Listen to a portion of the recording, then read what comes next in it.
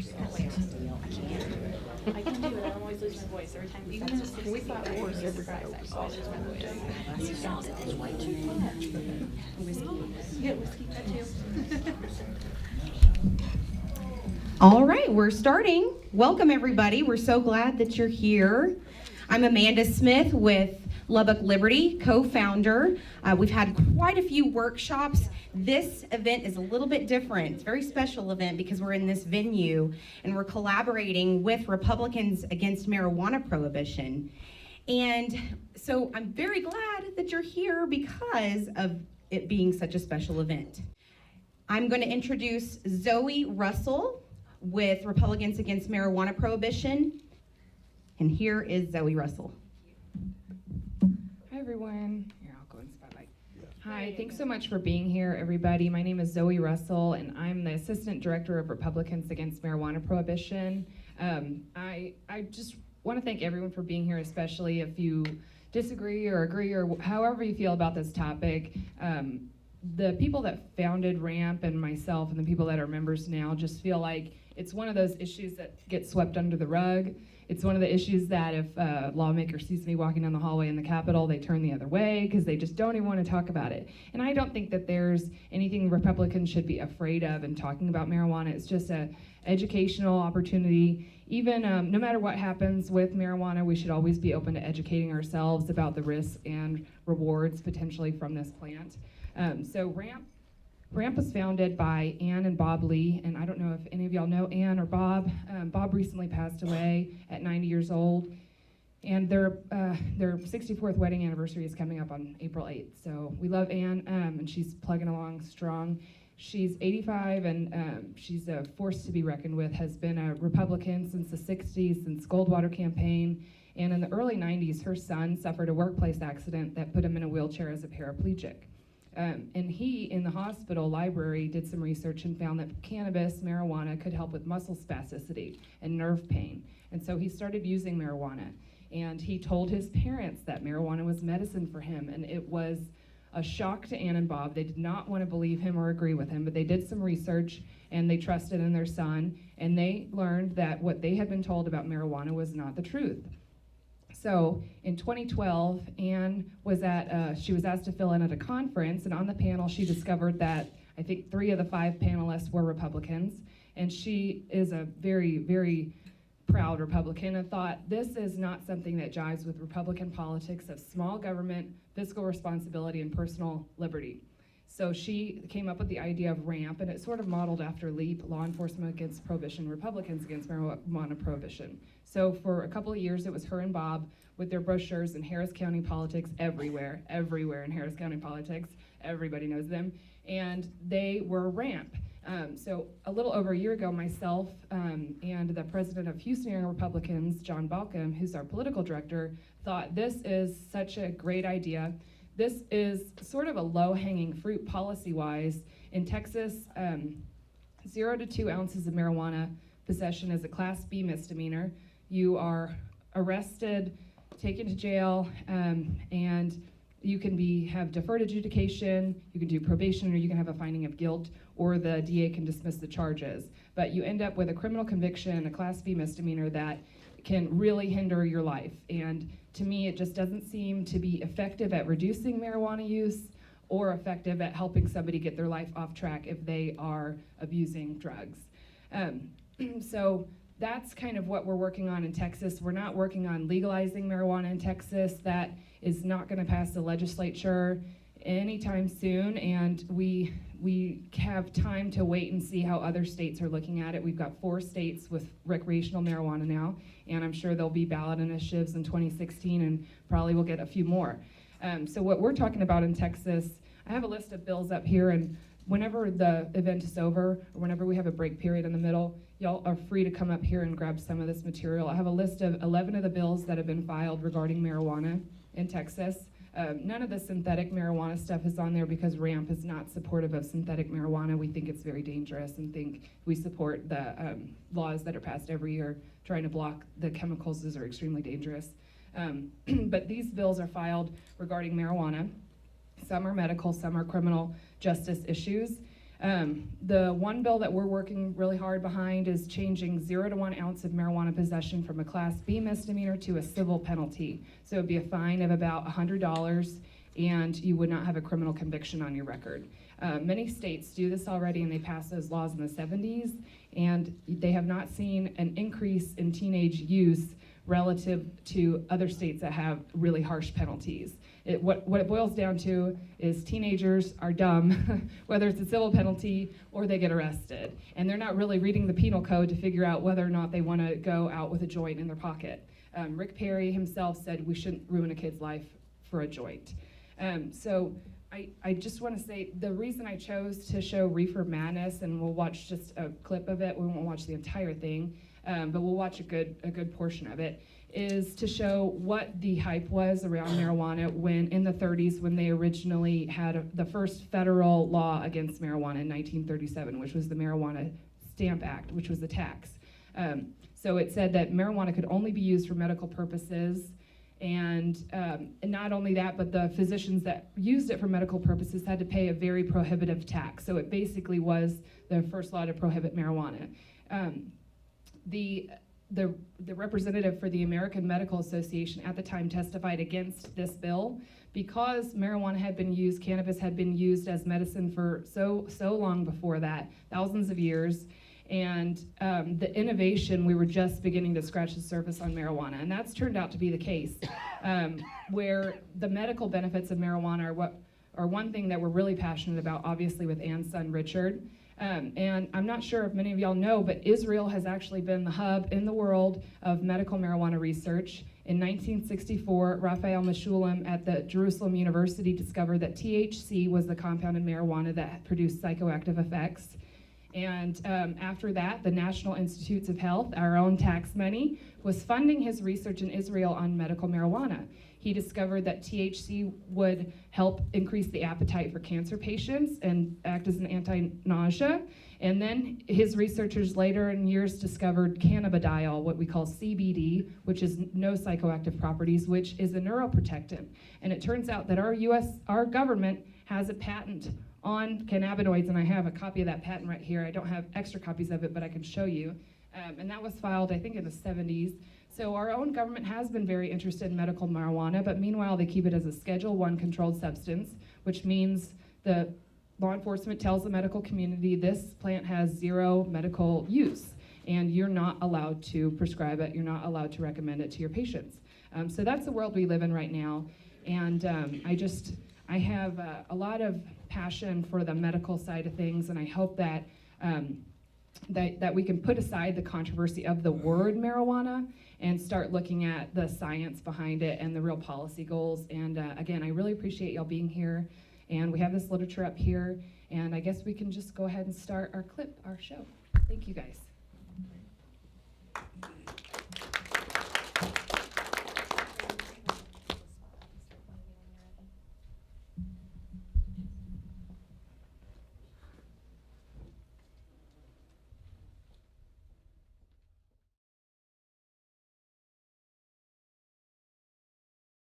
But I just wanted to show y'all generally kind of the propaganda film and the hysteria that they showed.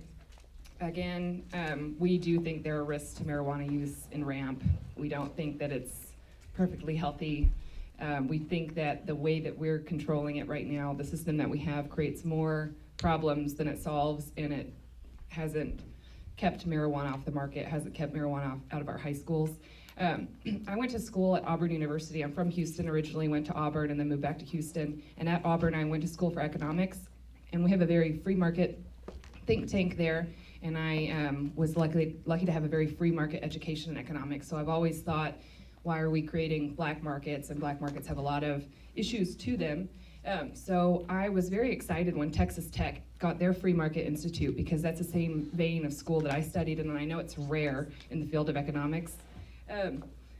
So I reached out to Audrey Redford, and I'm so proud as a Texan to have a free market institute at Texas Tech, and wanted to ask her to speak to this because this is her field of research. So she's going to give a presentation next on the effects of marijuana prohibition over time. Pretty dry stuff, no no sort of statement one way or the other, just the effects that have come about from our policies that we've had enacted for the last 80 years. Okay, since everyone looks like they're back, I'm going to go ahead and get started. Thank you, Zoe and Amanda, for asking me to come.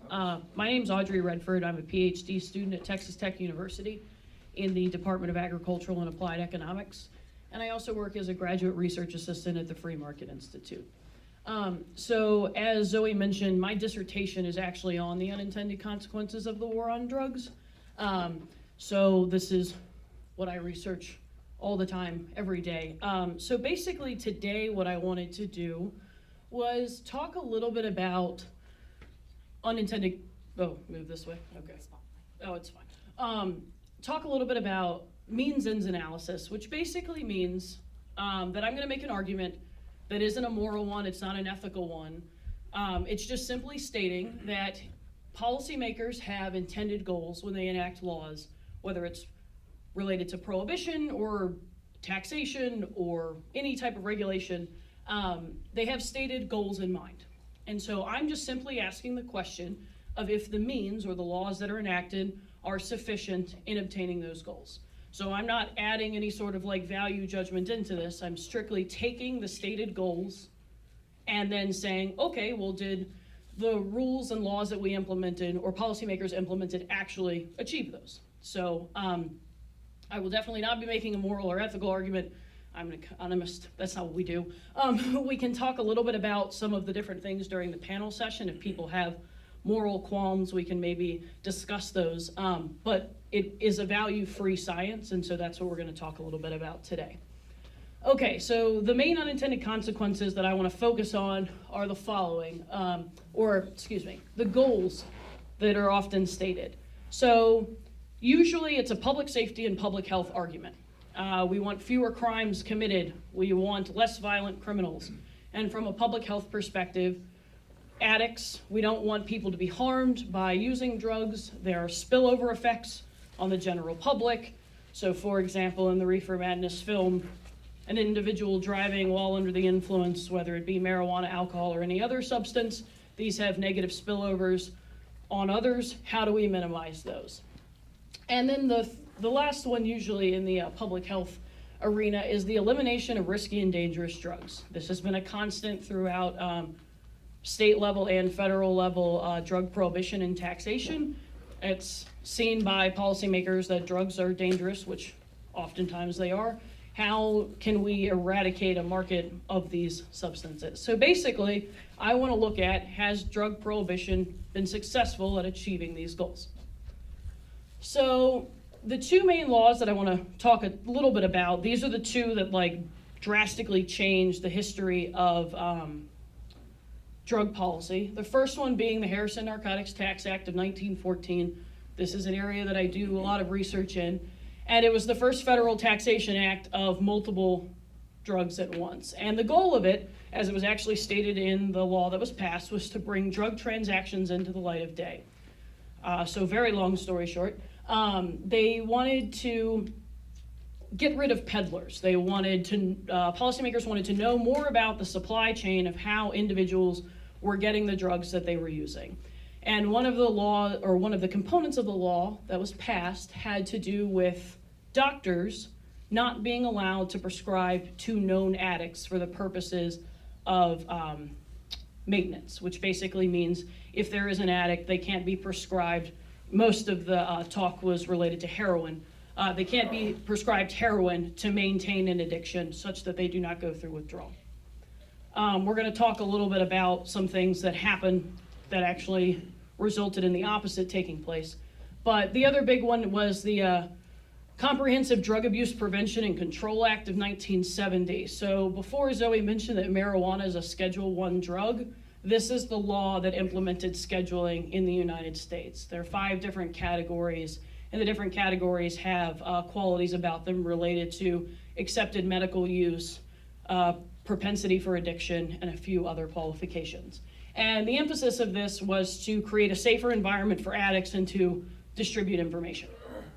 So again, we're going to talk a little bit about whether or not these kinds of goals were actually attained. Okay, Nope, that's a little high up there. So the main things that I want to talk about are some unintended consequences related specifically to the supply side as well as the demand side. That's what we in economics talk a lot about, are supply and demand. I am actually going to show you a couple of supply and demand diagrams. They're very basic, but it's the easiest way to explain it. So increased profits for suppliers, how prohibition and even taxation on some margins actually incentivizes individuals to get more involved in these markets because of increased profit potential. The criminalization of suppliers. So I'm going to talk a little bit about if one of the components of a supplier participating in an illegal market is to evade the police. There are certain people who have a comparative advantage or are pretty good at evading the police, and these are people who are criminals already. Increased potency. That's been a big argument as of late as it relates to marijuana and other drugs more broadly. How does this come about? Malnovation, which is a word that I made up. It's basically dangerous innovation. So a little bit about how setting up prohibited markets actually creates more dangerous drugs. And then finally, information asymmetries, or buyers and sellers they don't have all the relevant information that they need, and this idea of bad batches, which has been pretty prevalent recently in heroin markets because of fentanyl-laced heroin going around the country. So I'm going to kind of go through these rather quickly and just discuss a little bit about, again, whether or not how these unintended consequences came about and whether or not the laws that were passed directly influenced this. Okay, so increased profits for suppliers. This is a lot of heroin here in various packages, and then money that the DEA captured. I believe this one was at the border in like 2010 roughly. So how does this come about? That's a lot of money. These are $100 bills, and then we have some 50s and some ones, but the bigger version of the picture like spans an entire like press conference room. So not an inconsequential amount of money. So how does this happen? Supply and demand diagram as promised. When we're talking a lot about drug markets, marijuana not as much when it comes to the addictiveness of the substance. We can talk about that later during the panel discussion if people want to get into that. But one of the major issues with many drugs such as heroin, cocaine, crack, methamphetamine is they have very addictive qualities to them. So an entire principles of micro course collapsed into 30 seconds. We say that the demand for these drugs is inelastic, which basically just means that the demand curve looks really, really, really steep. And it just means that these individuals are not very responsive to price because they have an addiction that they need to maintain, because the negative side effects associated with withdrawal are many times lethal, but are painful, uncomfortable, and can like ruin one's life. So when it comes to drug prohibition, we're often fighting a supply side war. And basically what that means is most of the rules associated and punishments associated with drug prohibition are dealt out on the supply side. There are some for individual users, but most of the punitive or punishment mechanisms associated with it are on the supply side, mainly from that 1970s Act that I talked about before. They wanted to focus a lot on traffickers and distributors and sellers and all that side, so that policymakers could eradicate this problem. What are P and Q?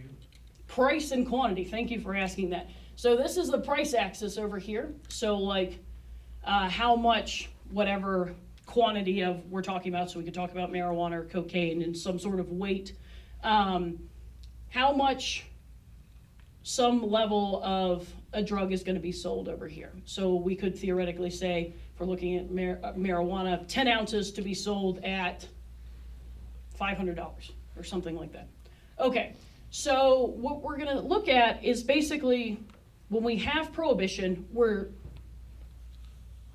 the cost associated with supplying a drug increases. It's not necessarily always in a monetary number, but as I mentioned before, individuals have to evade the police, and this is a costly endeavor. So basically what happens is we have a supply curve kind of like shifts backwards a little bit. So for the same quantity or for the same amount of money, we can't supply the same amount of drugs into a market. So basically what happens is we have the supply curve shift back because of increased costs.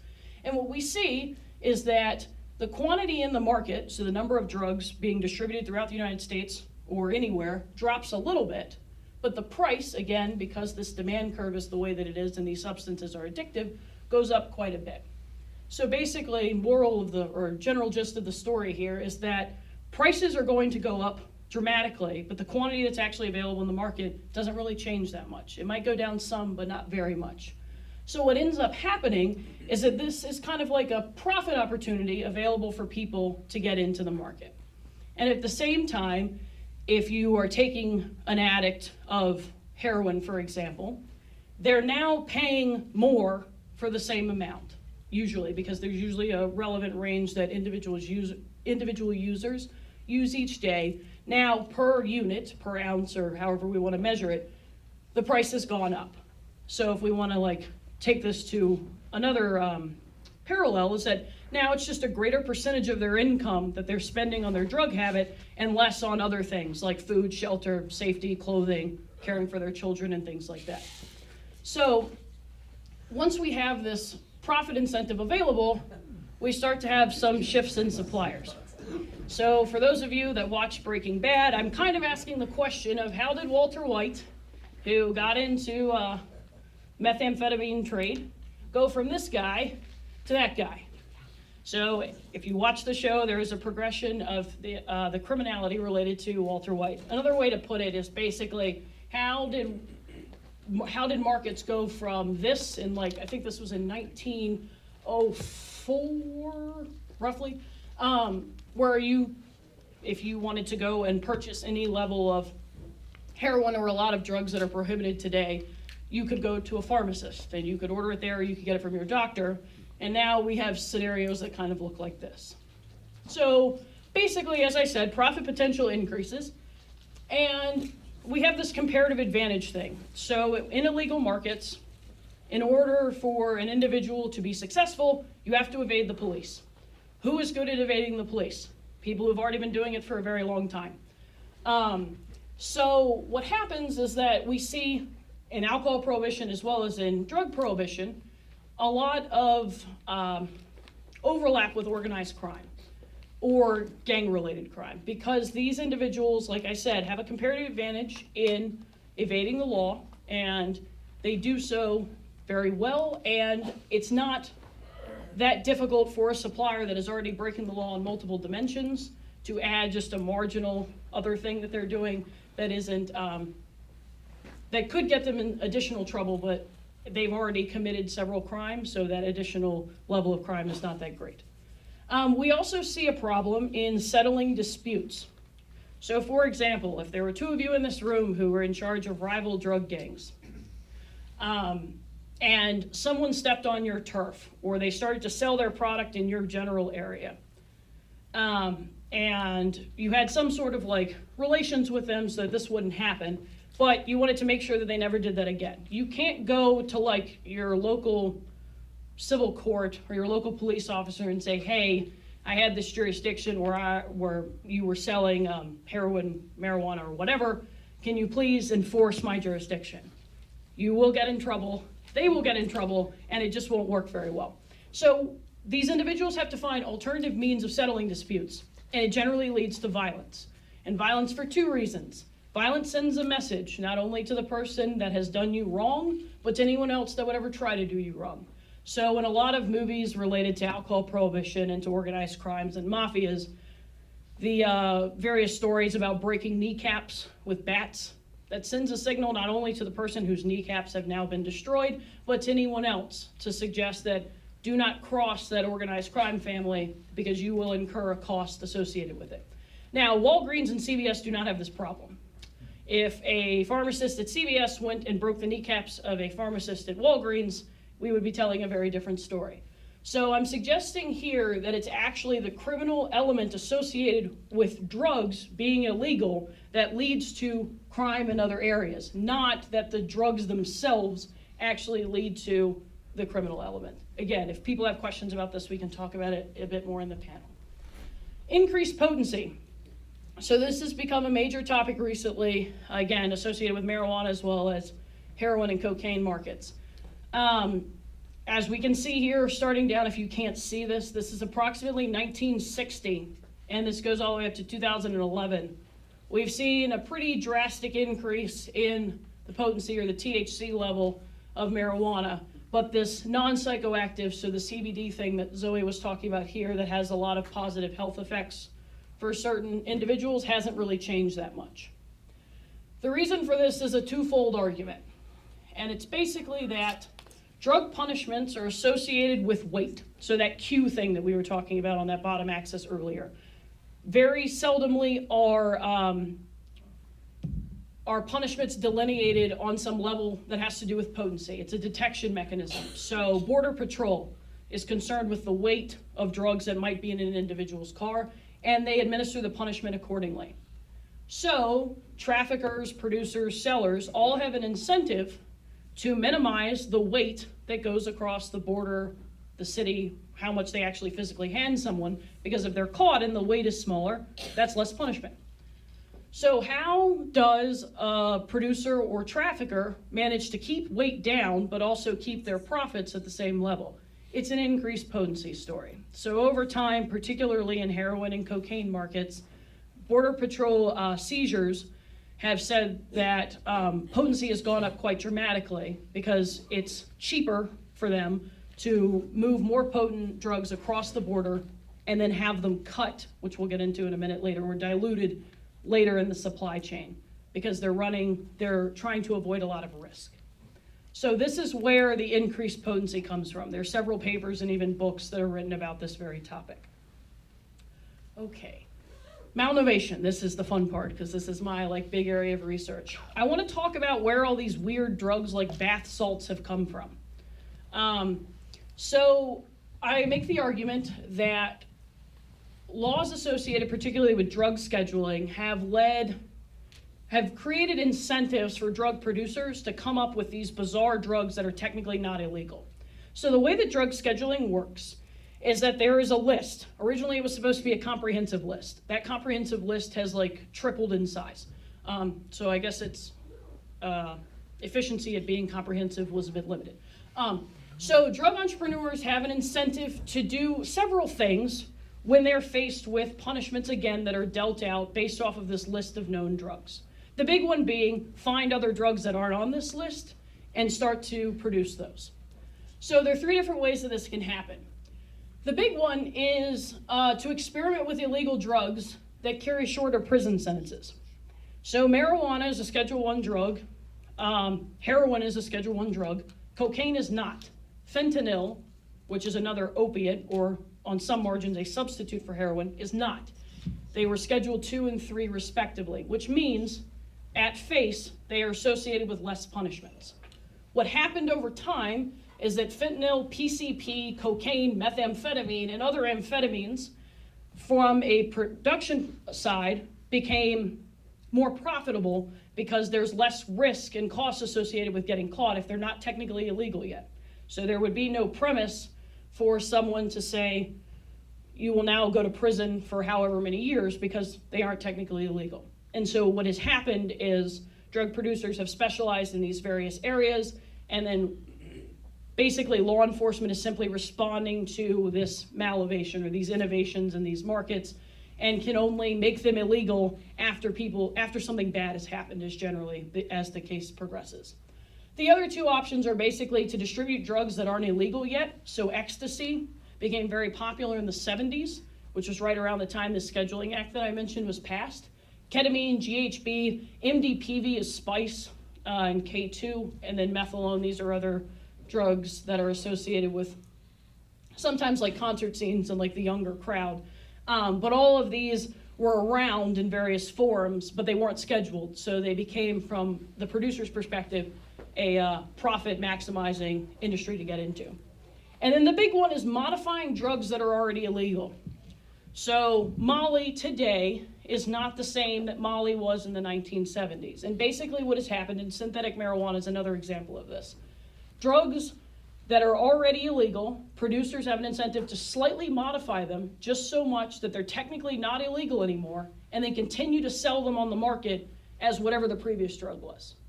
So Molly, this has been the big one. There have been several overdoses and several hospital visits, particularly of college students, where they were under the impression that they were getting MDMA or ecstasy. They were not. They were getting some bizarre byproduct. So it creates these problems where people don't really know what it is that they're getting. And these drugs are far less chemically stable than many of their predecessors.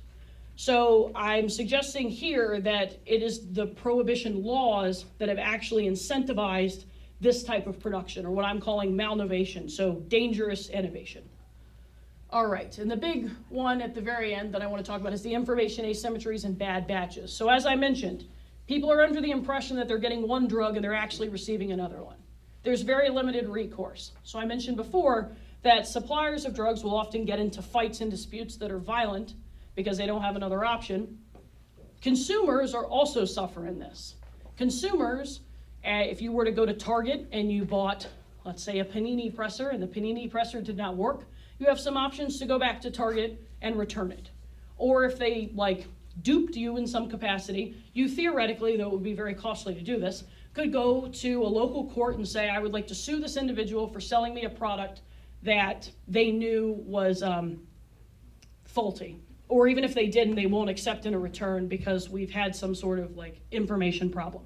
Those same rights are not afforded to drug consumers. Again, because they cannot go to a court and say, I was sold bad heroin, therefore I need you to help me out. That won't work.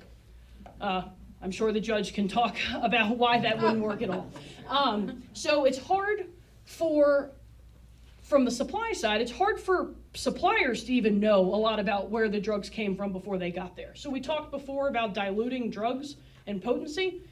If you have a drug producer or distributor that is unaware of how the drugs have been previously handled, it's hard for them to get a lot of additional information. And consumers, as I said, it's difficult for them to shop around. There aren't that many drug selling gangs in a given city, so it's hard to compare product.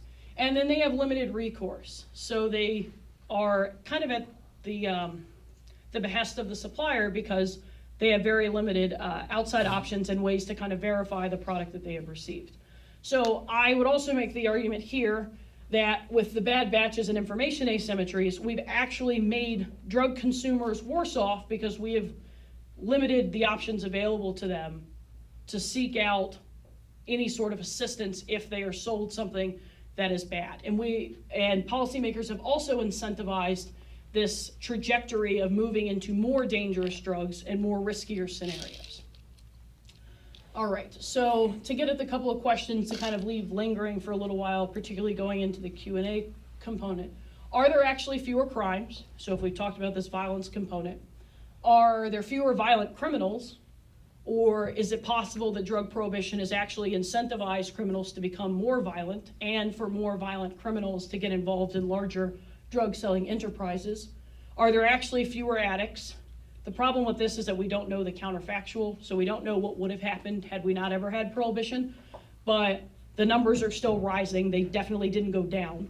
And then are drugs less risky and less dangerous? And so from the Malnovation perspective, I would make the argument that they have actually become both riskier and more dangerous because of the incentivization of producers to get into these kind of off-brand drugs and then sell them under false pretenses. Okay, so that's basically my presentation to kind of open things up and to give you a bit of an economic perspective as to where, again, we're coming from. If you have any questions for me later, if you think of them, or if you want to know about any of the research that I cited here, please email me and I will provide you with everything that I have. So thank you so much for allowing me to speak, and I hope I can answer any questions that you have.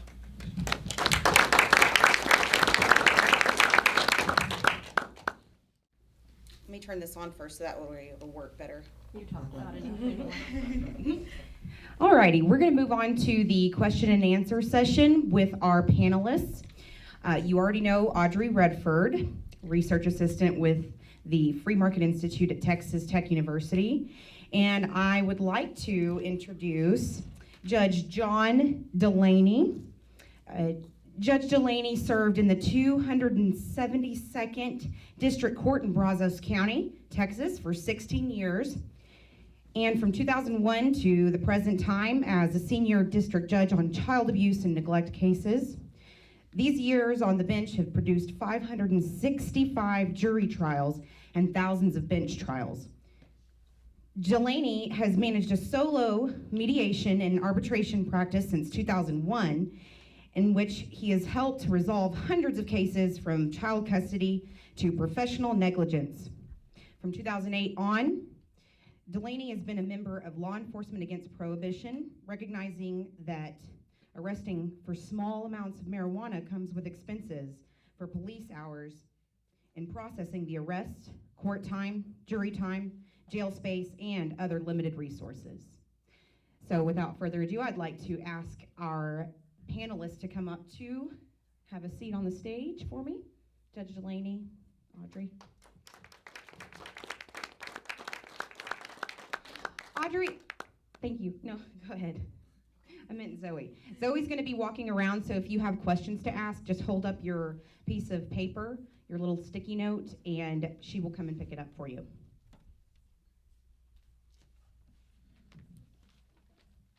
Feel like I'm a movie director or something.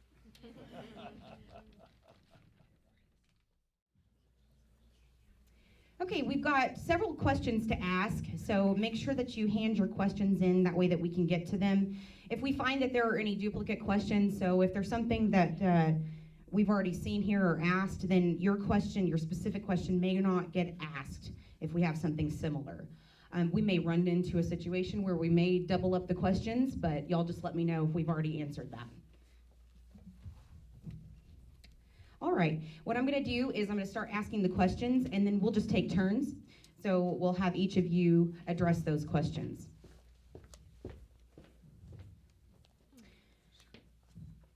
Marijuana is dangerous. Why should we legalize another dangerous substance with all the problems we've been seeing with alcohol being legal? Judge Delaney? Well, for now, I'll accept the premise in the question that marijuana is dangerous without getting involved in a debate about what is meant by dangerous and compared to what. That could lead into another discussion. The question then proceeded to say, why should we legalize another dangerous substance? And the direct answer to that question is that there's greater danger in criminally prohibiting the possession of marijuana than there is in consuming the drug itself. Okay? As you saw in the movie, it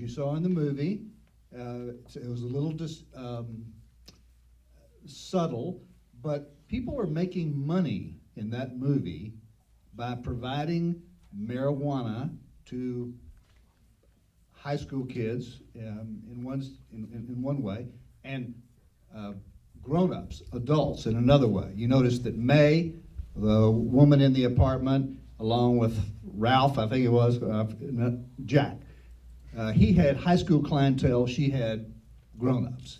But they both made a living providing this illicit substance. And the reason they were able to do that is because people couldn't get it from any legal outlet, okay? And they had an incentive to make money, so they enticed more high school kids to come in so that they could make more money. That's why we should make it legal one day, just like many other countries are in the process of doing, or at least decriminalizing it, so that we have less competition among gangs, less incentive to make money and get more people to use the product. So, long answer to a short question.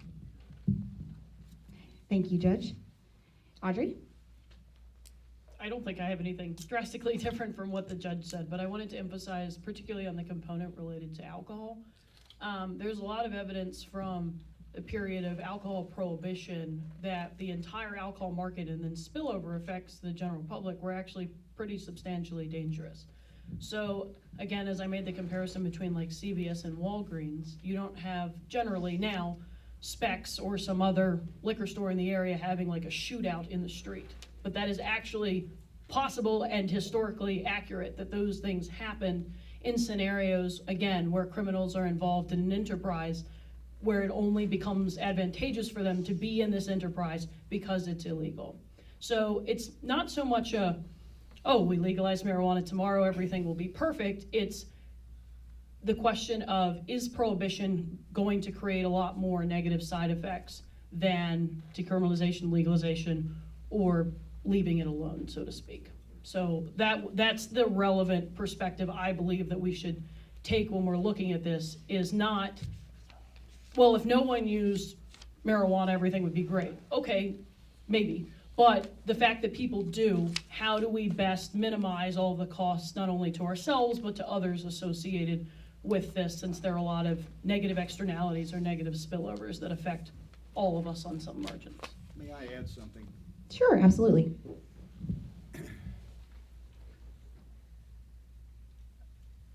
This is I suppose, the essence of the question. Where is there more social harm? Continuing down the path we're on now, that is where marijuana and other drugs are regulated through the force of the criminal justice system, or modifying that some way so that people are not arrested and put in jail and given criminal records. I come from a law enforcement perspective as well as a human impact perspective. I've sent 4 people to death row, sent several thousand people to prison. I don't coddle people who are involved in crime. My own mother, as it turns out, was murdered in Houston in 1983. I testified in the trial. I'm not a wimp about crime, okay? I'm not a bleeding heart either. But I'm willing to step up and put my professional reputation, if you will, out there, along with now thousands of others like me, because we've seen the reality. We've seen that prohibiting a substance that has a demand, barring people from legal access to a substance that they want to get, simply leads inevitably to the creation of a criminal black market that is terribly inefficient and ineffective. Think about it for a minute. The world we live in, the world we're in right now, Lubbock, Texas. Tonight, your 16-year-old daughter, sister, granddaughter can have all the marijuana that she has money to buy in less than an hour's time, because marijuana is regulated by criminals. So the simple question to stay focused on is that really the world you want to have for your children and grandchildren? Or is there a better way to do it? Do we want your 16-year-old to have more marijuana? Certainly not. Absolutely not. We know that all the medical research, at least for now, says that that's a bad thing for the developing human brain, to smoke dope, or to use cocaine, or to use heroin. I'm willing to accept that proposition because my stepson got into heroin and cocaine as a junior in high school. His mother and I had no clue. He's now covered with tattoos. He's been to prison twice. He's the bane of our existence. And that's one reason I'm sitting here talking to you, because I've seen from the closest personal perspective that enforcing drug laws with jails and prisons simply doesn't work. And so it behooves us to find another alternative. And there are good ones, which we'll be talking about, I'm sure. I wanted to kind of get this question out of the way next. Thank you very much for your response to that. So this kind of gives a definition, and we'll reiterate this. Which of these have medicinal or medical benefits, THC and CBD? What is the safest intake method? I think there's another piece of this.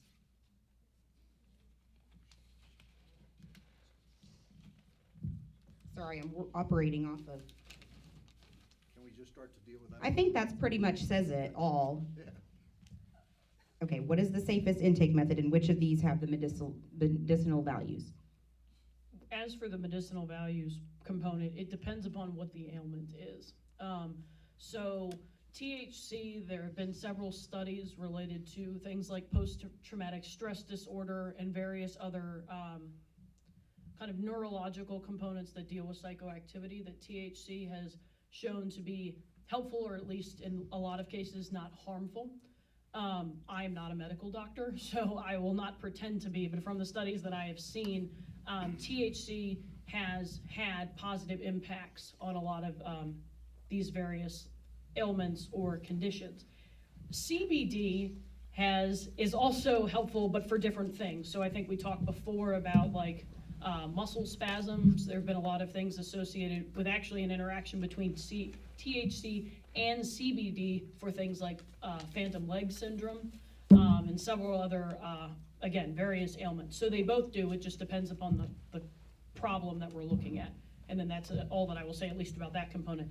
As for the intake method, I have heard and read, though this is still very preliminary studies, that juicing is actually the safest way of intake. So it's basically taking the plant and extracting all of the components and consuming it like in food and through beverage is one of the safer ways. Again, this is all very preliminary research, but there are some positives and negatives associated with intake of anything in any way. So there's a lot of research still left to be done about them, but that's the one that I've heard and read the most about that has been the safest way of administering.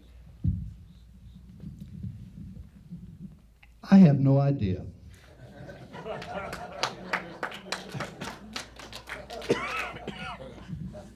But I know this, there are doctors who would like to be free to help their patients choose.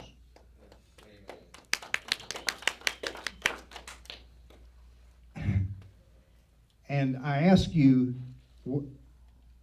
what business is it of the legislature of the state of Texas or the legislature of the United States government to tell doctors in America that they cannot even speak about this, much less prescribe? In more, frankly, more enlightened countries, let's be candid, because God bless America, God bless Texas, but we have our problems, and we need to pull up our big boy and big girl panties and be willing to talk about it. We have been victimized by about 70 years of lies in this country. In Israel, for 50 years now, they've been researching the medicinal effects of marijuana. Of course, they have a public health system there, and over 20,000 people right now who, on the advice of a physician, take marijuana in some dosage system to relieve their specific ailment. I have to give credit to Dr. Sanjay Gupta. Most of you know of him. He's the medical correspondent for CNN. Yeah. And twice now he's been on American television talking about this problem. And bless his heart, he says what many of us in law enforcement say and believe. And I'm part of this group. He says, we, all of us, you and me, we have been terribly and systematically misled for nearly 70 years in the United States. And I apologize for my own role in that. That's Dr. Gupta, but I add my name to that too. I've revoked people's probation, ultimately, and sent them to jail or prison because they kept using marijuana. I've come to understand now that when you have adult attention deficit disorder or any other sort of mental health problem that you cannot get relief for from a legal substance, and you can buy marijuana and smoke it and feel better and function better in the world, then what business is that of the criminal justice system? I'm sorry, those people don't belong in jail. They belong under the care of a physician. Thank you. So, would legalization lead to increased use? What would keep marijuana away from teenagers? I'm glad somebody brought up the kids argument, because I think that's very important, and that's usually one of the number one things that people are concerned with. So from Colorado, evidence in Colorado, other countries that have legalized at least, or decriminalized on a large scale marijuana, there has been an increase in use. I don't think I'll speak for myself. I don't think, that's not shocking to me.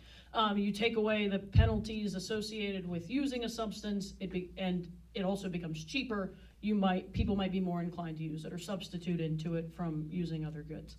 However, we have seen, I have some handouts down there if people wanted to look over them, that actually teenage marijuana use has declined in the past several years since medical marijuana legalization as well as recreational marijuana legalization. And it appears that the mechanism is as follows. Prior to legalization of marijuana or even decriminalization, in most states it is easier for a teenager to acquire marijuana than it is to buy alcohol. The reason for this is that, again, as I made the analogy to Specs or any other alcohol distributor or seller in the area, they have very clear incentives not to sell to children because they will be arrested, the business will shut down. It is not at all profitable on a grand scheme to systematically sell to people underage.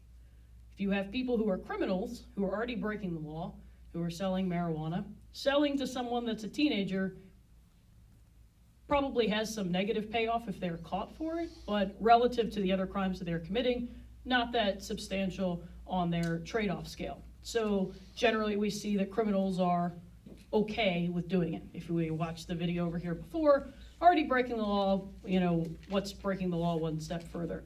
And so it appears that the same thing is actually happening in Colorado, is that it's more difficult for teenagers to get a hold of said drugs because the mechanisms in place disincentivize individuals to sell to people underage.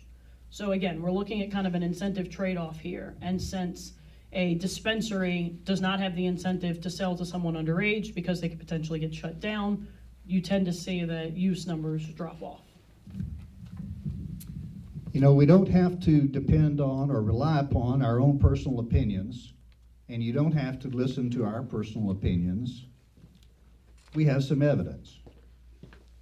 There are, I think now, 19 states and the District of Columbia that have applied this thing called decriminalization,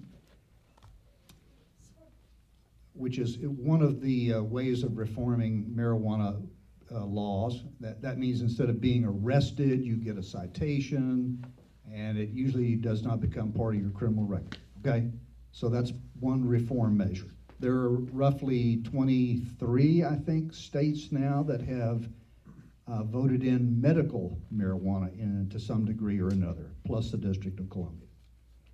In none of those jurisdictions, I should add that in Colorado and Oregon and Alaska, we now have, did I get them all? Colorado, Oregon, Washington, Alaska, and maybe District of Columbia. We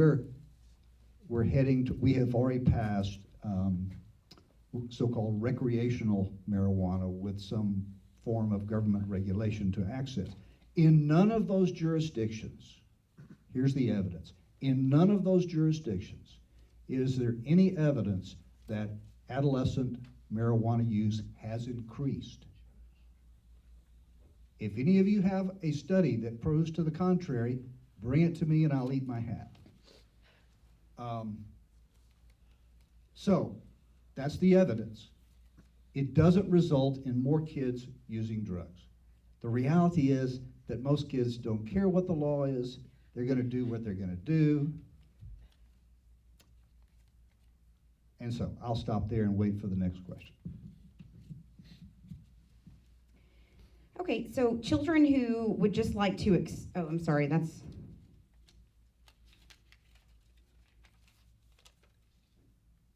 I've mixed them up. Hold on just a second. Okay, so we said earlier that we were going to leave the moral ethics out of the subject here. Why are moral ethics left out of this discussion?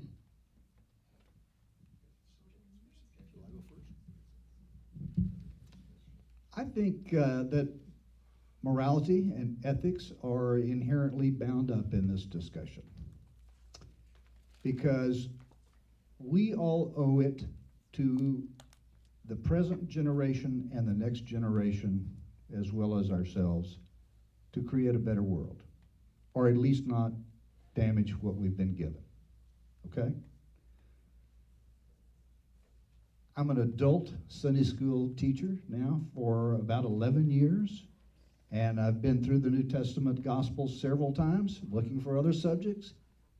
Jesus never once said, don't use marijuana. He said, love one another and be patient and kind with one another and help your brother. But we also were given the power of judgment to look around and find out what works and what doesn't work. It doesn't work to arrest people and put them in jail for being in possession of marijuana.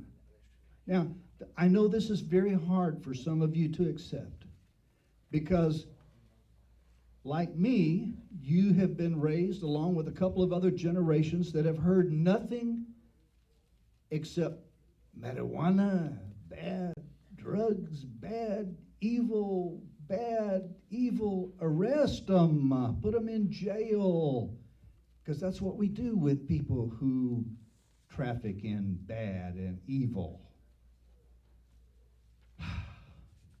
Well, you know what you do when you arrest a drug dealer and put him in jail? Or what you do is you create a job opportunity for the next guy who wants to make a buck. Take the movie. You notice that there's a guy called the boss who's making a lot of money, we presume. He's sitting there adding up his profits on the old-fashioned added machine. And one of his dealers comes in and says, I'm tired of this business. Yeah, well, we can retire you permanently. If Jack and May went out of the business, as it turns out that they probably do you think that outlet is going to dry up? Heck no. Because of the money incentive, there's going to be another Jack and May, and another, and another, and another. And that's immoral and unethical and irresponsible to perpetuate a series of laws that incentivize that. Thank you. Did you have a response, Audrey? Yeah, generally just coming from the economic perspective, we try to present it as all of the outcomes associated with economics as a positive science, so like what happens, and then leave a lot of the normative things out, so that way we can see like, well, what does economic theory tell us? And then if people want to discuss moral or ethical implications, we can do that. It's just generally, if we can show very clearly what economic theory tells us will happen, we have a bare minimum place to kind of start with. And since many people are going to come from different moral or ethical backgrounds, we can find ways to analyze what's really going on without any of the, well, I come from this perspective, what about you, where are they related? So it's usually just a starting point and generally bounces off somewhere else. But it is within my background to leave that out so that we can see what science tells us, and then we can kind of move forward and discuss things further. Okay, we're going to move on in just a moment to some of the economic issues associated with this, because that's kind of what Lubbock Liberty has been focusing on, is the economic issues. Our money is very important to our personal liberty. I kind of want to finish up on some of these other, we want to address the dangers here, and people are concerned about that. Making marijuana more available, who's going to keep the users off the streets? And and keep them from behind the wheels to drive.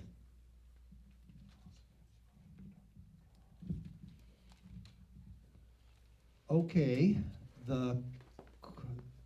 again, the question's premise is that marijuana is going to be more available. I'm not so sure that marijuana isn't more available now than it would be under a regulated system. I told you, and I believe it to be true, everyone in law enforcement agrees that children can get their hands on marijuana more easily than they can get Marlboros or Coors Light, beer or cigarettes, because beer and cigarettes are regulated. Y'all are crazy. Law enforcement.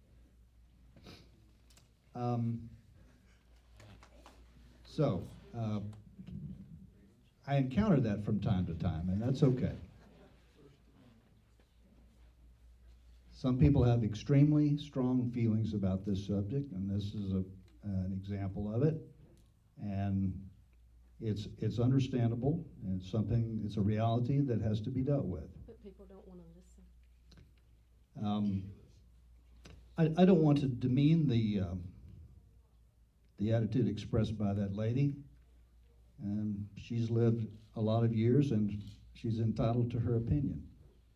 But you know,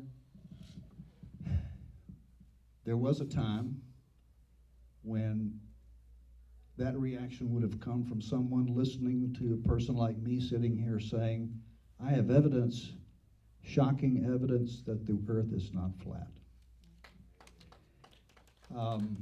That the sun does not revolve around the earth.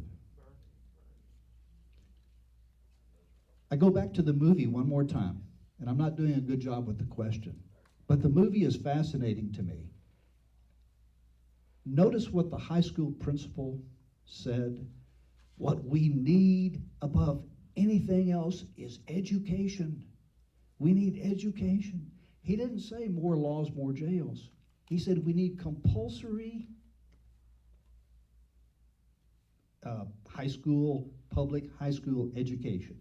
He didn't say public high school, but that's what he said. He's a public high school teacher. Compulsory education. Every student in our high schools should receive education. Well, guess what? If that were happening today, what would they be hearing? The cutting edge science and teaching in America is what we're telling you here today. Not what some people have come to believe through 5 or 6 decades of propaganda. Well-meaning, but propaganda, I'm sorry. He also said more government. So one thing that I was going to add, so from evidence from Colorado last year, and this is not causal, so I'm not suggesting that marijuana use leads to a decrease in traffic fatalities. We have a correlation causation thing here. But there were actually fewer traffic fatalities in 2014 than in the previous 2 years in Colorado. So again, I'm not saying that anyone should then proceed to get high and drive. That's not at all what's going on here. But what a lot of the evidence suggests is that because police officials were no longer focusing on efforts to minimize marijuana transactions, police efforts could be reallocated then to more prohibitive actions to set up ways in which, driving under the influence, whether it be alcohol or marijuana, different scenarios such that they could prevent a lot of this from happening. So again, we kind of have a trade-off thing here where now police efforts can be reallocated. And for some people, they would then be reallocated to possibly more violent crimes. So I wrote an op-ed recently with my advisor that was in the Dallas Morning News, kind of looking at what did we actually see from Colorado and Washington, and we did see several things. So property crimes and violent crimes were down in 2014, even though marijuana was legal. So a lot of people found that to be a bit of a quandary. But one thing we think is happening is that it could be that, again, police are able to reallocate their resources to preventing and responding to other crimes. It could also be the case that it has nothing to do with what's going on, but at least from a bare minimum perspective, we know that violent crime did not go up once marijuana became legal. So again, we don't really know as much about the causal mechanism as we would like, but as years progress, we can see a bit more about how things are responding. They could have nothing to do with each other, but we do at least know that when medical marijuana and recreational marijuana were legal, we were not seeing like the world coming to an end, at least from the perspective of violent crime and traffic fatalities and many of the concerns that people have and think are associated with marijuana use. There is a peer-reviewed study and no contrary study that points out that in every state that has introduced medical marijuana, that in the 1 year period following the introduction, traffic fatalities went down. Now, again, cause and effect or merely some association, we don't know. Some speculate, they just can't avoid speculating, that it may, underline may, be caused by people getting greater access to marijuana and using it as a substitute intoxicant in place of alcohol.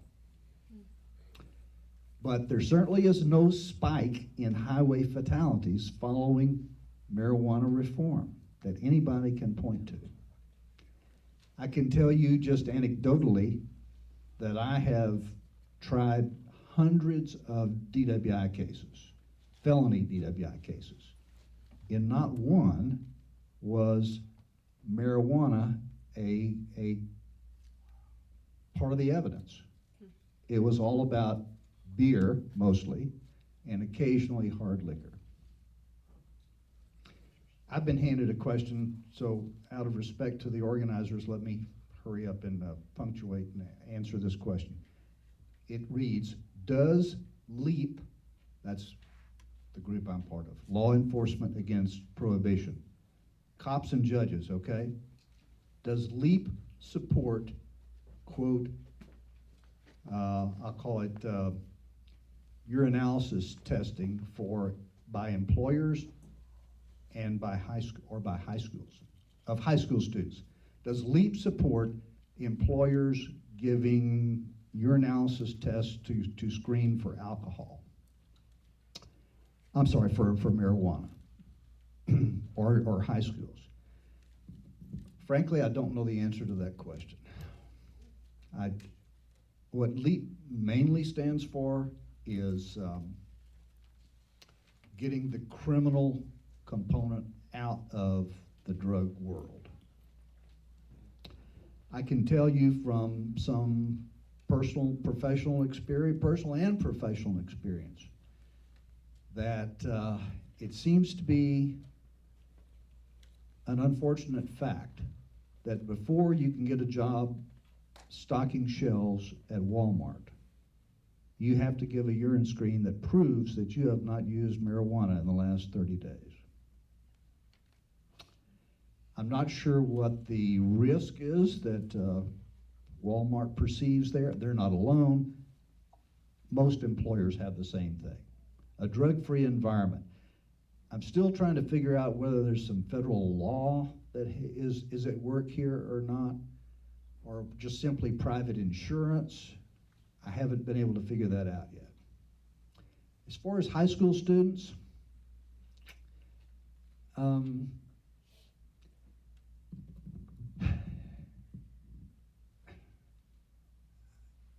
I'm not sure that it is justified to test anybody unless their behavior is erratic. I thought somebody would ask me the big question that I know many conservatives in America love to talk about, and that is testing people who are on public assistance. And if they test dirty for marijuana, they don't get any more public assistance, whether it's housing, whether it's food stamps, or something else. I'm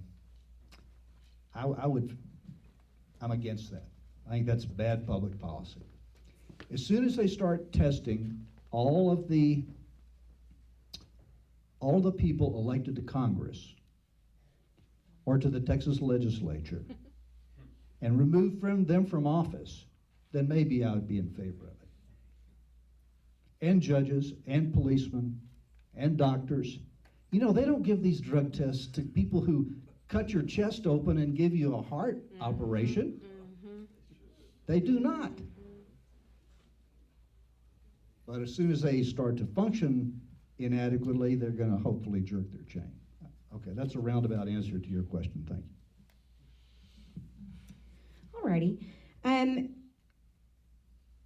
So would medical marijuana, or recreational marijuana for that matter, help the economy if it were to be decriminalized and even legalized?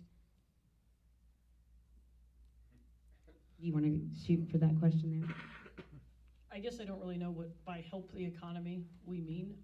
So if helping the economy means that consumers of said drugs have better recourse options if they are cheated or sold bad products that could ultimately result in injury or even death, I think that's probably good for the economy and humans broadly speaking. But in terms of like tax revenue or any of those things, I on net generally don't know if I think that they help the economy.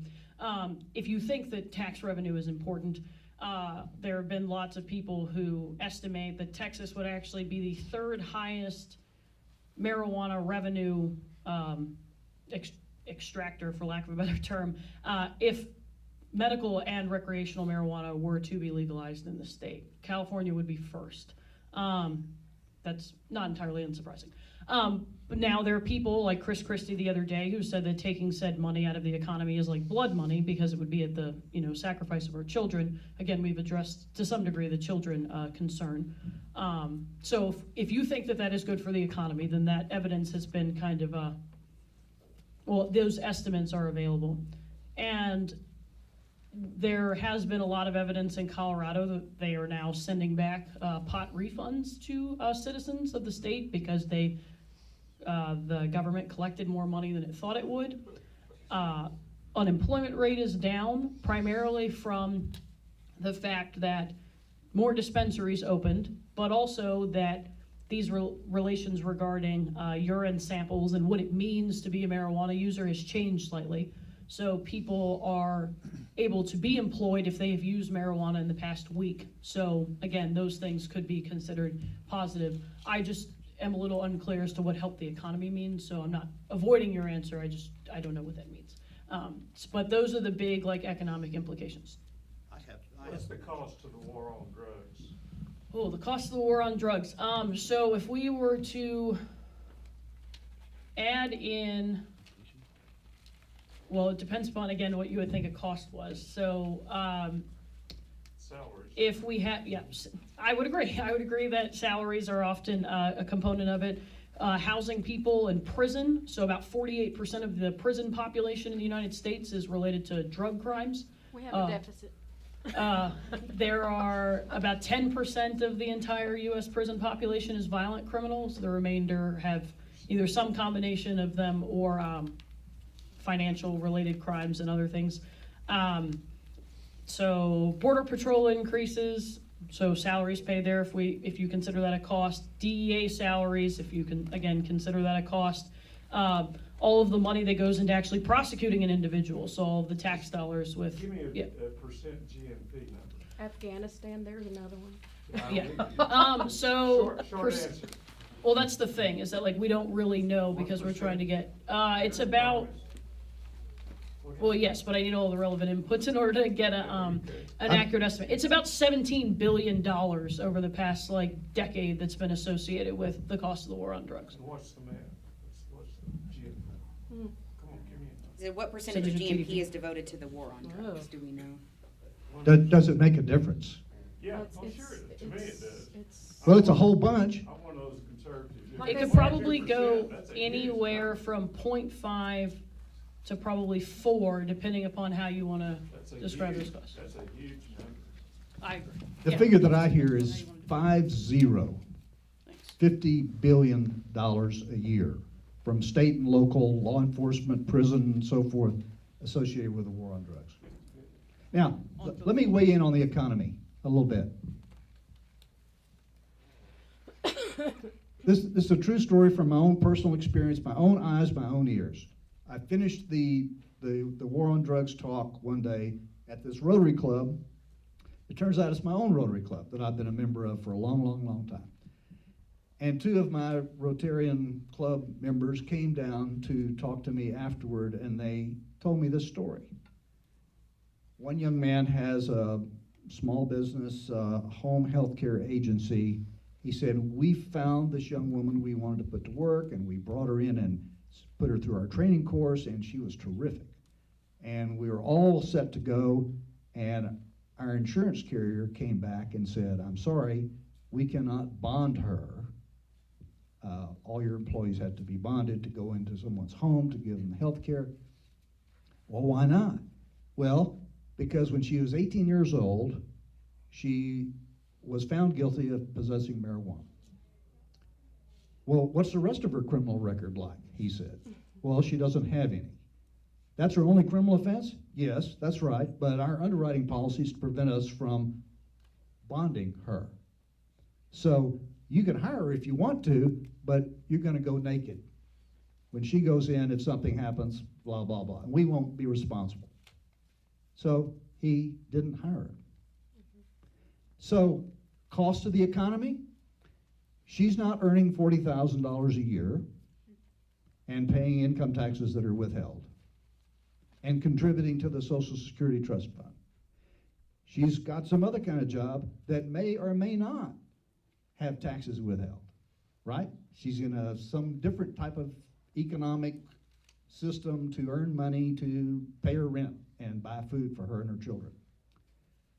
The second guy standing next to him, the owner of the largest automobile dealership in our town,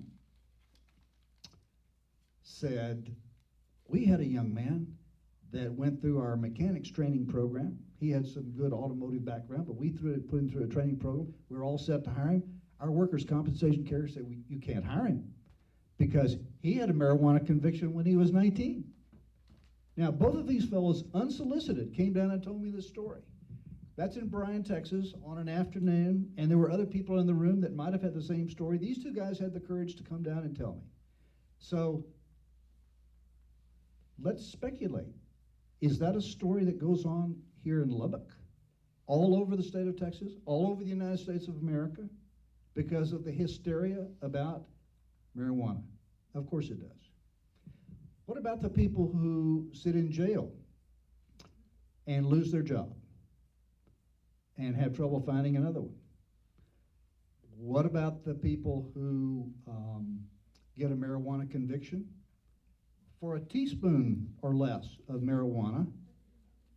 They lose their driver's license. Did you know? Ladies in the back, I want you to understand this. If your grandson gets picked up in possession of marijuana and he gets found guilty, whether he pleads guilty or a jury says he's guilty, then the state of Texas says his driver's license goes away for 6 months.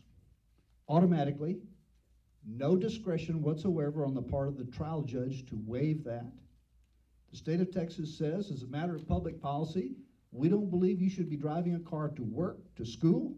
We'll just stop at work, okay? So if you need your car to get to work, too bad, so sad, find another way. Does that have an impact on the economy? I think so.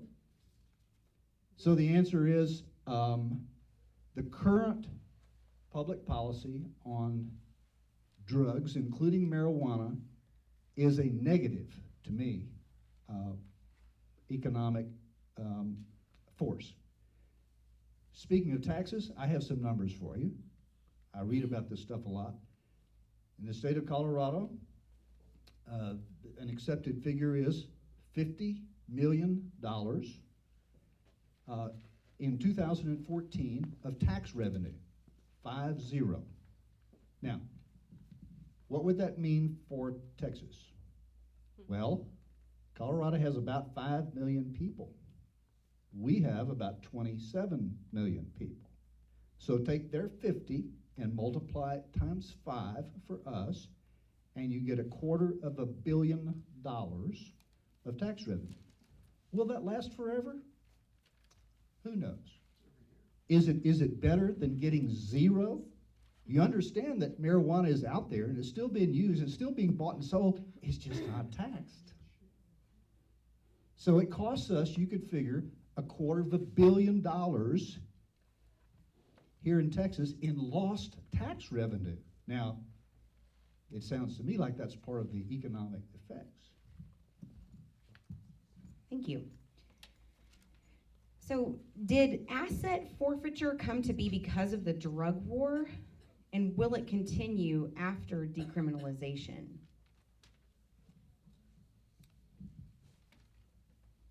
Yes, and probably.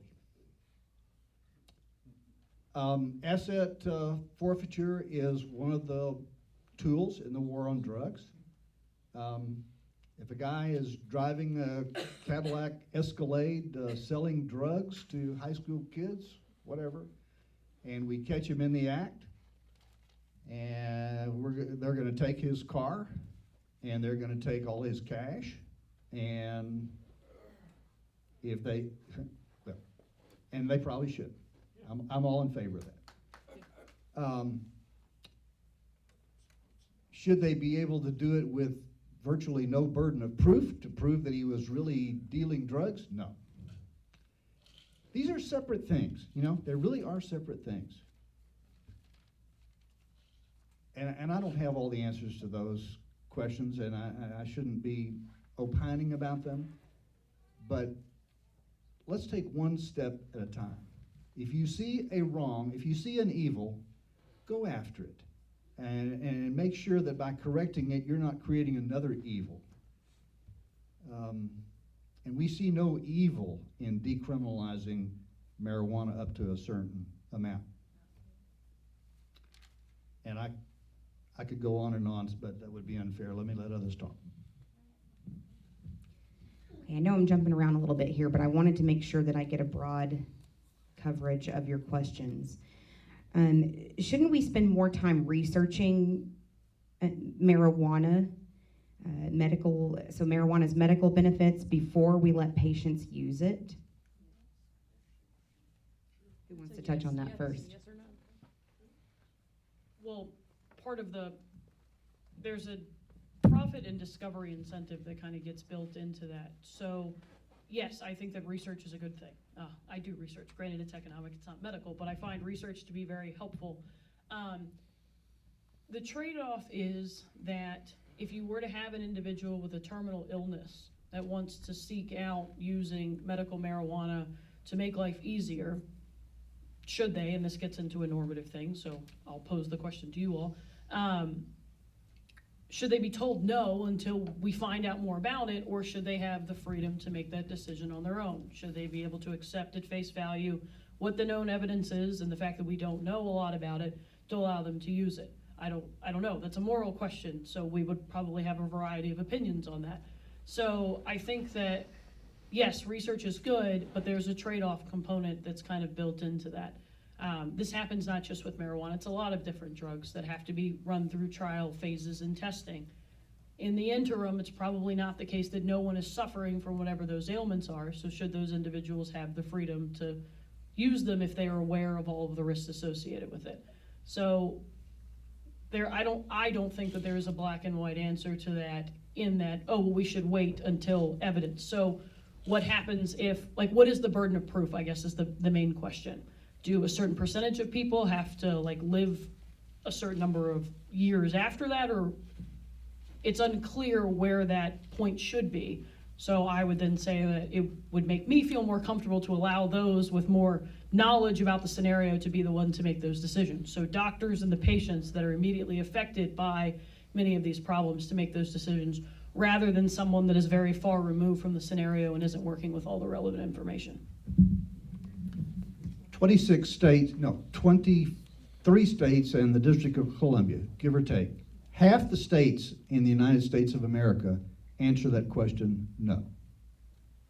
There's been enough practical knowledge acquired to say we don't need more formalized research to take the restrictions off of doctors and patients using this product in a way that has therapeutic value. America is wonderful, but it's not the only country on the planet that understands medicine. Israel has studied this for 50 years, and they have a body of research that's now being bought into by companies in Canada to market certain marijuana-laden products. They expect that over 30,000 Israelis will be receiving some kind of marijuana therapy by 2016. No. How? Okay, my daughter, one of my 3 daughters, is midway through her treatment for breast cancer. She had 20 weeks of chemotherapy. And in the beginning, it was really, really rough. We never considered finding a marijuana product for her because the prescription drugs that were given worked okay. Not perfect, but okay enough. But it's not true for everybody. It's not true for every woman in America that's going through cancer therapy. I met a United States Navy veteran woman. I've shifted gears dramatically now. I talked to her face to face and I heard her testimony. She has a disability related to her service, and she gets services from the Veterans Administration Hospital in Houston. And she says that her doctors tell her that they cannot give her marijuana, they cannot prescribe it for her, because that would be against the law. But if she were to be able to find some way to get it, they agree that it might be helpful to her. She said, "Judge, we have a thing called the Veterans Green Underground Railroad, and we get it, and we use it, because it's what helps us when the prescription medications won't." I believe the woman. I talked to a Rotary Club 2 months ago, and as usual, some people came down to the Amen corner or the Go to Hell corner, and they wanted to talk further, and the guy standing right here beside me listened to them, and finally he spoke up and he said, "You guys know that I flew a fighter bomber aircraft in Vietnam War." "Yeah, we know that, Joe. We appreciate your service." He said, "You know I was shot down and I parachuted into the jungle and I stomped around for a while before I got..." "Yeah, we heard that story. Thank you for your service, Joe. And you know that I suffer from neuropathy." "Well, no, didn't hear about that." He said, "Yeah, it gets pretty bad sometimes. And the VA tells me it's related to that Agent Orange stuff that was in the jungle." He said, "What I've never told another person before right now is that this judge guy, he's right." He said, "The only thing that gives me relief is my marijuana cigarette." So I've heard enough. If you want to research it, go for it. Keep researching it. But there are plenty of people who are ready to benefit right now. Don't make them criminals. Thank you. So this could potentially be a cash crop. Do you agree, Audrey, that this could potentially be a cash crop for West Texas growers and producers of crops in the agricultural department? Yeah. And that could include any type of plant right now that is illegal to grow. If that was made legal, Yeah, I mean, could it potentially be a big cash crop around here? From what I have read regarding climate that is best suited for such crops to be grown, Texas, particularly West Texas, fits a lot of those classifications. So I think that it could be. I'm not sure about how, at least from West Texas culture perspective, how quickly it would be adapted here, or if people just generally were like, no thanks, I'm not interested. But I do think that it has potential in a lot of places to be a source of income for many people, because as we've mentioned multiple times, there is a demand for this product. And so people that are able to kind of step in and supply it probably are looking at pretty substantial profit opportunities. I've got a follow-up for that. So if it was to be decriminalized, and we were to allow the growth of these products, do you think that government should subsidize these crops for potentially disaster relief during severe drought? The government out of it. From a free market economic standpoint? No. But so the question when it was posed down here, just so that I could clarify, because I knew that this one was coming. Generally speaking, subsidies have a lot of unintended consequences that we could have done an entire presentation on those, that I am of the opinion, so this is me talking, that subsidies generally cause a lot of bizarre kind of market fluctuations that are not representative of what would happen absent those subsidies. So I don't know, it would be a normative claim to say whether or not they should or shouldn't be subsidized like other crops. My gut instinct is to say that perhaps it's not, so the way it was originally phrased was that would getting any sort of help or not having to buy into a lot of the systems that maybe wheat is subject to, is that similar to a handout?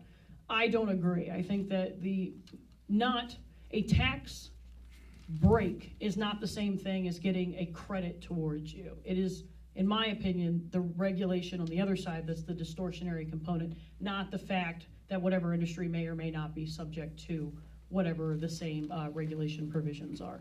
So again, it would depend upon what you value as being important. I am not the biggest fan of subsidies. So. Did you have a response to that? I do Okay. not. No comment. Are there dangers, and this kind of goes into the question of drug cartels as they exist today, if we were to make marijuana available in the market system legitimately, would there be any backlash from the criminal element, and how would we deal with this if marijuana was made legal?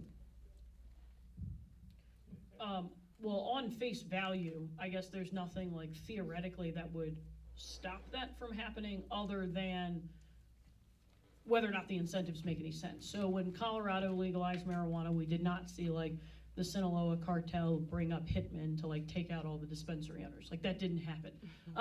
What did happen was there was some infighting a little bit amongst the cartels as, you know, market share for marijuana was leaving Mexico and was moving into the US. But broadly speaking, the incentive structure that would be put forth isn't likely to allow that to happen, simply because, again, policing mechanisms would be available to hopefully prohibit that type of violent crime from happening. I'm trying to think of any other anecdotal evidence. So like in Portugal, when drugs were decriminalized up to a certain possession level, people didn't really see that happening.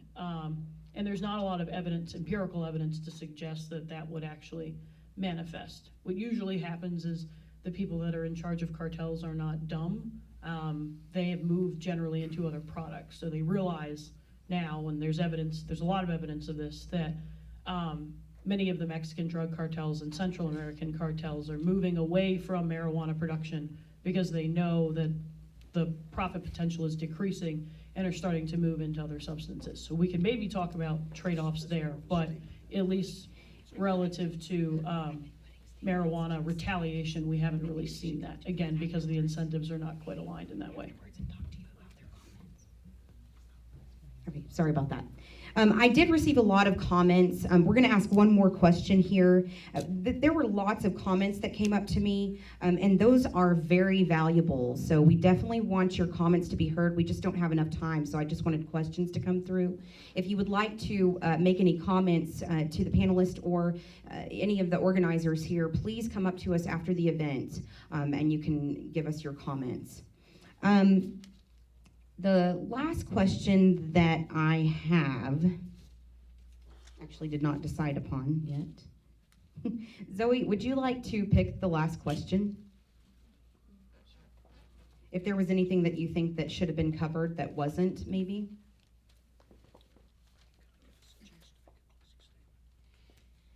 Yes, Before we end, our panelists can make a closing statement. We don't have very much more time here, but we definitely want to do that. I'd say just make a closing statement. I think we got plenty of questions. Okay. Hopefully we covered everything that you had concerns about, because we realize there are many concerns associated with any illicit drugs as we're talking about them. But we'll go ahead and continue to our closing statements.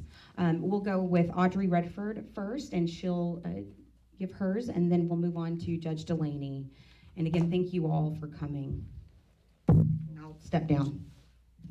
Yeah, I guess my closing statement would just be to kind of reiterate the point of that we're not comparing states of utopia or like the best possible alternative available. It's simply like, what are the practical implications of decriminalization, legalization, or even just if we take drug prohibition and we look at the track record, how does that face what the potentials are if any of these decriminalization, legalization for medical purposes or recreational purposes, how do they compare in actual states of the world that will exist? And so from the perspective that I've seen in all of the research that I have done, it suggests that prohibition has not been sufficient in dealing with many of the problems that society as well as policymakers are concerned with. So as I think the judge put it earlier, should we try another alternative? And are there ways outside of prohibition to better align people's incentives such that we don't see violent spillovers and we incentivize people to put forth products in the market that are safe and try to minimize as much harm as possible? And that's basically my contribution is, have we actually seen the goals attained? And I don't think that we have. I think in many cases they have gotten a lot worse. Before we leave here today, I wanted to say this to you.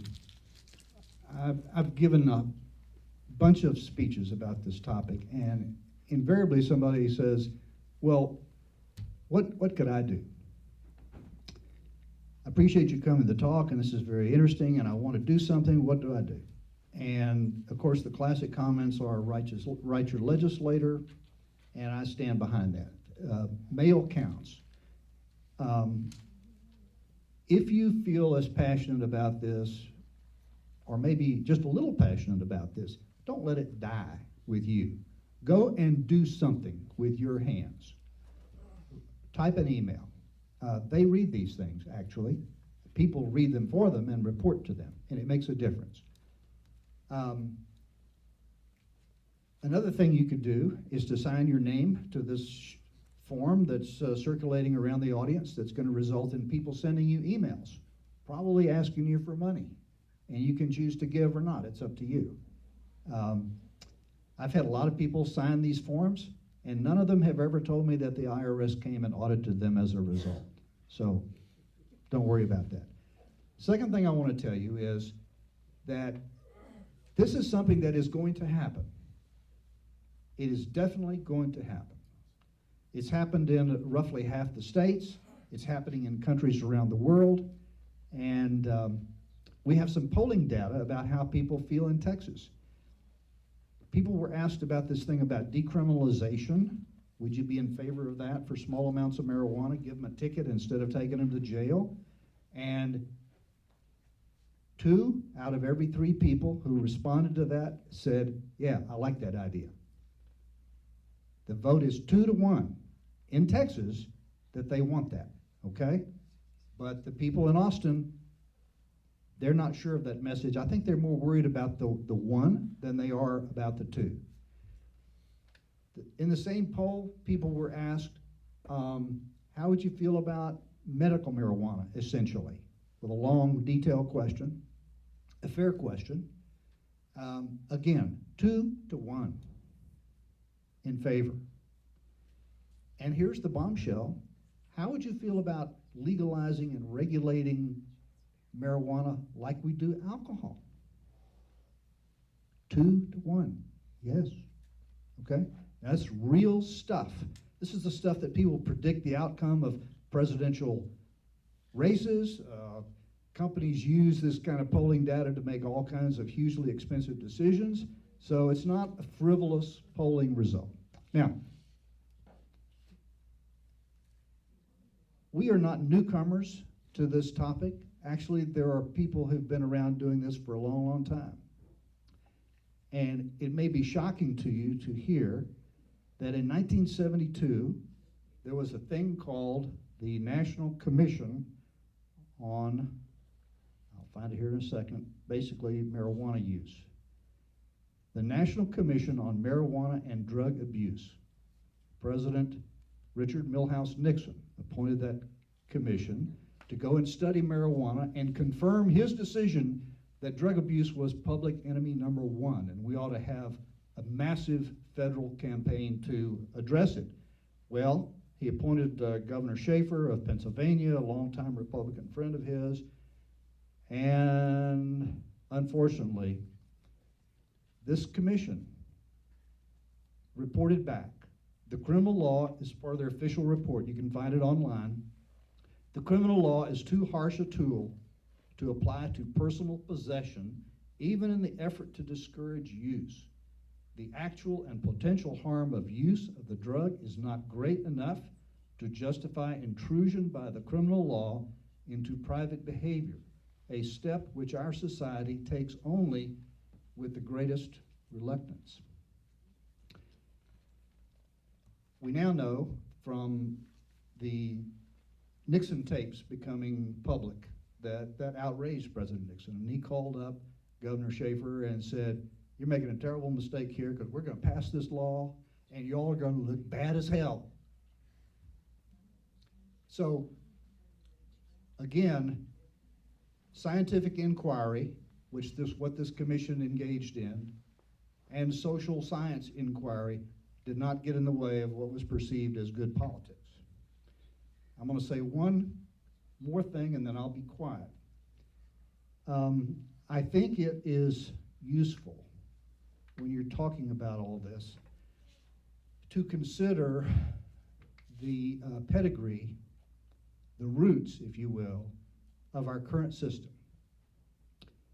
Here's a man who brought us marijuana prohibition on the federal level. A man named Anslinger. He was the first director of the Federal Narcotics Bureau, the one that they were talking about in that movie there. These are quotes from Mr. Anslinger, and I'm blanking on his name, some of you may know it. Harry Anslinger. Here is the pedigree of our current law. Anslinger wrote, "There are 100,000 total marijuana users in the United States." I don't know how he inventoried them, but he did. And most are Negroes, Hispanics, Filipinos, and entertainers. Profiling. Their satanic music, jazz, and swing result from marijuana use. This marijuana causes white women to seek sexual relations with Negroes, entertainers, and any others. This is in the public domain. This is a federal official telling us why we need federal marijuana regulation. This is the egg, this is the seed that grew into the marijuana prohibition tree that shades our world. He went on. It gets better. The primary reason to outlaw marijuana is its effect on the degenerate races. Marijuana is an addictive drug which produces in its users insanity, criminality, and death. A la the movie. Reefer makes darkies think they're as good as white men.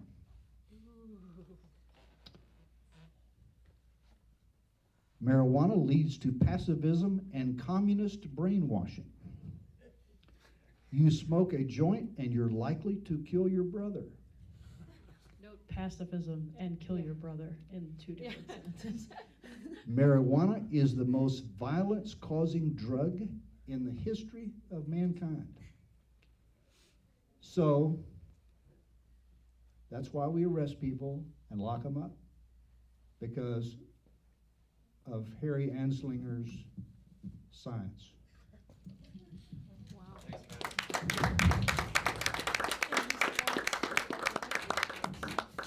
Thank you both. Audrey, thank you. And Judge Delaney, I appreciate you coming out here. West Texas is a little bit different out here. We are all about free markets, but we also care about people and we want things to be safe. So all of these questions are important. And again, we do apologize we couldn't get to everything. We thank you again for coming. Thank you so much. And stay tuned. We will have this video recorded, so share with your friends, your family. You can go to LubbockLiberty.com to watch this presentation and many of the other presentations that Lubbock Liberty has sponsored. Thank you to Republicans Against Marijuana Prohibition for collaborating with us. We really appreciate the use of the venue. Thank you so much. Thank you all.